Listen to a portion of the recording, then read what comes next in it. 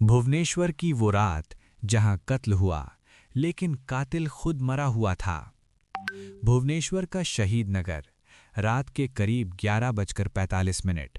बारिश हो रही थी, सड़क सुनसान थी, बस एक स्ट्रीट लाइट टिमटिमा रही थी। अचानक एक तेज चीख, बचाओ! अगली सुबह नाले के पास एक लाश मिली। नाम रोहित मिश्रा, उम्र 32 साल, काम आईटी कंपनी इन्फोसिटी। गला कटा हुआ था, हाथ में एक कागज कसकर पकड़ा हुआ। केस मिला एसीपी अनिरुद्ध पटनायक को, भुवनेश्वर के तेज तर्रार अफसर। उन्होंने कहा, यह कोई नॉर्मल मर्डर नहीं है। कागज पर लिखा था, मैं दोषी नहीं हूं, मुझे मजबूर किया गया था। रोहित की गर्लफ्रेंड स्मिता रहती थी चंद्रशेखरपुर में। पुलिस ने पूछताछ की।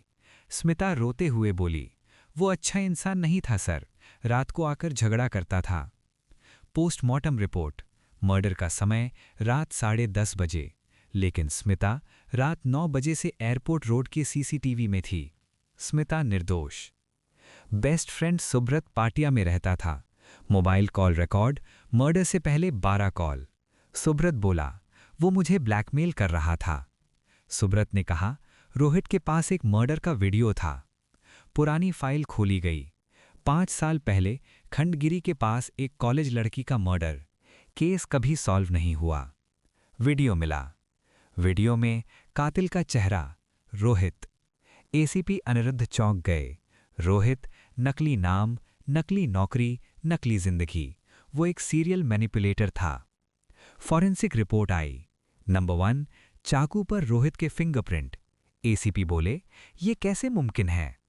आखिरी सीसीटीवी फुटेज देखा गया। रात 10:25। रोहित अकेले चलता हुआ। 10:30, वो खुद अपना गला काटता है। ट्विस्ट नंबर 4, सुसाइड को मर्डर की तरह दिखाया गया था। ऑटोप्सी रिपोर्ट, गला कटने से पहले रोहित पहले ही मर चुका था। मौत की वजह जहर। एसीपी ने धीमे से कहा, तो फिर उसके शरीर को किसने चलाया? कागज के पीछे माइक्रोस्कोपिक स्याही में लिखा था, मैं अकेला नहीं हूं, मेरे अंदर कोई और भी है। Diagnosis report, dissociative identity disorder, यानी कि स्प्लिट पर्सनालिटी। एसीपी ने फाइल बंद कर दी। उसी रात शहीद नगर की स्ट्रीट लाइट के नीचे एक परछाई दिखी। किसी ने कहा, रोहित मरा नहीं है, अब वो किसी और के अंदर जिंदा है।